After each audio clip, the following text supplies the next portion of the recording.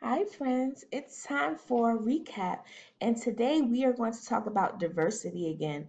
We talked about diversity yesterday, which just means diversity is just another word for differences, okay? And we need to accept each other's differences. And we talked before about how our classroom is diverse because we have different people with different cultures and different backgrounds.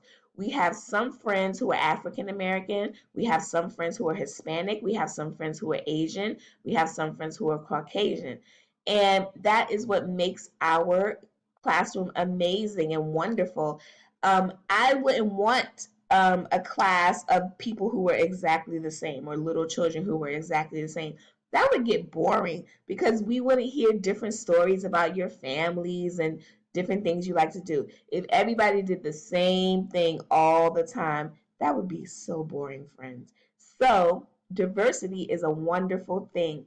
And in a lot of different cultures, they have different types of food, right?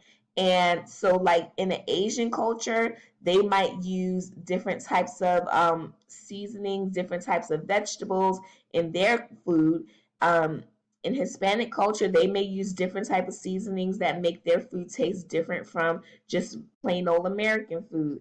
And in America, we have things in our culture that is pretty much common that we eat, like hamburgers and hot dogs and chicken nuggets and French fries. Those are typical American things, or apple pie is one of the famous American desserts that is a part of our American culture. But if you come from a different country like Mexico, you might eat something different. Like I know in a lot of Hispanic cultures, avocado, which is a fruit, is a very popular item that people like to eat a lot. And here in America now, we eat a lot of avocados because we know that they're very popular, but it didn't originate here in America. That is a fruit that comes from the Hispanic culture and is used a lot in Hispanic culture. So there are different foods that you might eat or your family might eat at home that we may not eat typically every night.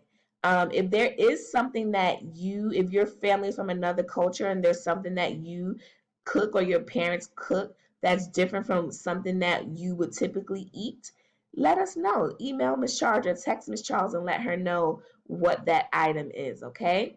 And so next, you're going to click the video and watch someone read a story about a little girl who is Asian and her parents grow vegetables. But the vegetables don't look like the vegetables that we eat, like the tomatoes and the cucumbers and the lettuce and the broccoli and spinach that we eat. No, her vegetables look totally different, and she does not like the garden that they're growing their vegetables in. Do you guys have a garden at home? Do you grow any vegetables in your garden? Well, when you read the story, when you listen to the story, you will see what how their garden is different and why she probably doesn't like it. Okay? But I hope that you enjoy the story about the ugly vegetables. That's what it's called. Isn't that an interesting title? So listen to the story and tell me what you think about it, okay? I'll talk to you later, friends. Bye.